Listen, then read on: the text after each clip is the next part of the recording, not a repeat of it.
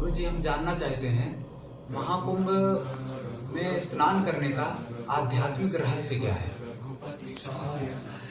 आप तो ऐसी बात पूछे कि यदि उसका मैं सही सही उत्तर दूं तो पूरे भारतवर्ष में आग लग जाएगी। नहीं, समुचित उत्तर दीजिए गुरु जी। जो शास्त्रों के यह जो महाकुंभ पर्व है, जी यह साधारण स्नान नहीं है, यह दिव्य स्नान है, यह अलौकिक स्नान है। इसका एक शुद्ध आध्यात्मिक नाम है अमृत स्नान। जी सोमृतत्वाय कल्पते, अमृत स्नान है। परंतु दुर्भाग्य है भारतवर्ष का, भारतवर्ष के तथाकथित उन साधुओं संतों और महात्माओं का, बड़ा लगा करके अपना व्यापार और व्यवसाय गर्म करने वाले साधुओं का, कि इस सही रहस्य का उद्घाटन समाज में नहीं करते हैं। महाकुंभ में स्नान का मतलब यह नहीं है कि आप जाइए और अपने शरीर को मलमल करके गंगा जी में अपना सारा पाप सारी गंदगी छोड़ दीजिए और वहां से कहिए कि हे गंगा मैया, हे प्रयागराज, हमने बहुत बड़ा पुण्य कर लिया है, आप हमारा सारा पाप कर लीजिए।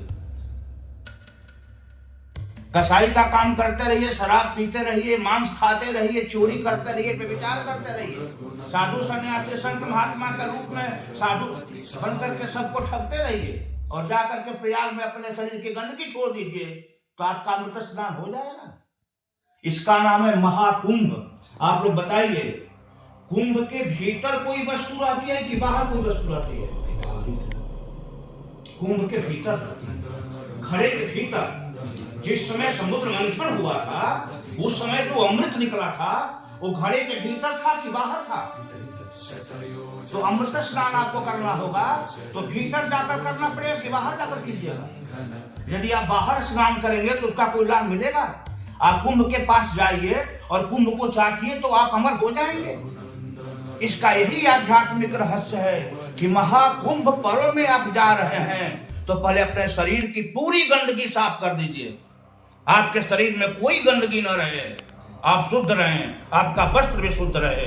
ठीक पर्व पर पहुंचिए और अब तक आपने जाने अनजाने में ज्ञात अज्ञात जितने भी पाप किए हैं, संकल्प कीजिए कि हे भगवान नारायण, हम आपको साक्षी मान करके संकल्प करते हैं कि हमसे जितने अब तक पाप जाने अनजाने में हुए हैं उन पापों के लिए मैं क्षमा प्रार्थी हूँ और भविष्य में आप हमें ऐसी बुद्धि दें कि मैं किसी भी तरह का पाप न करूं और मैं संकल्प लेता हूं कि जानने में कभी पाप नहीं करूंगा। जाइए प्रयागराज, साष्टांग कीजिए, स्नान करके जाइए, बिना स्नान किए मत जाइए, स्नान करके जाइए, साष्टांग कीजिए, क्षमा याचना कीजिए प्रयागराज से और सीधे संगम में जाकर के डुबकी लगाइए और कहिए कि हे त्रिवेणी, हे गंगा, हे जमुना, हे सरस्वती, हे भक्तिमती गंगा, हे कर्म की अधिष्ठात्री देवी जमुना, हे ज्ञान की अधिष्ठात्री देवी साक्षात सरस्वती माता, हे संपूर्ण अध्यात्म के साथ भगवान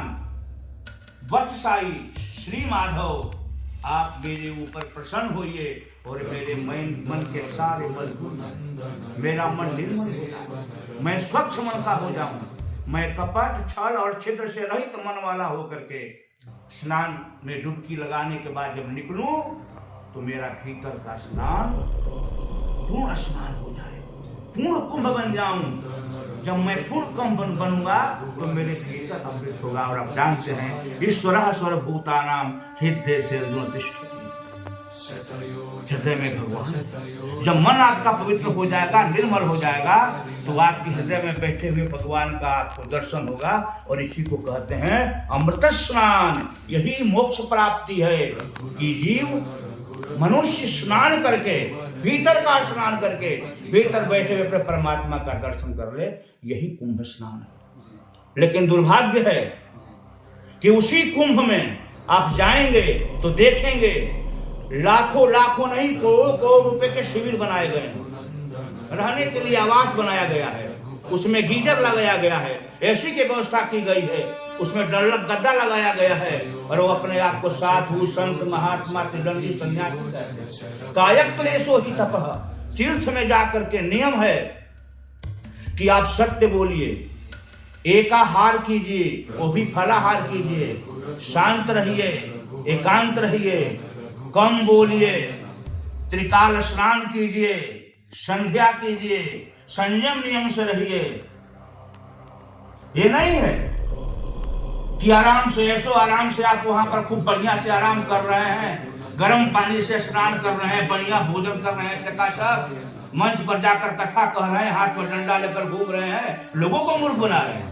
नहीं, वहां तपस्या करनी है, वहां साधना करनी है, वहां वैभव रहित आध्यात्मिक जगत में जीना है।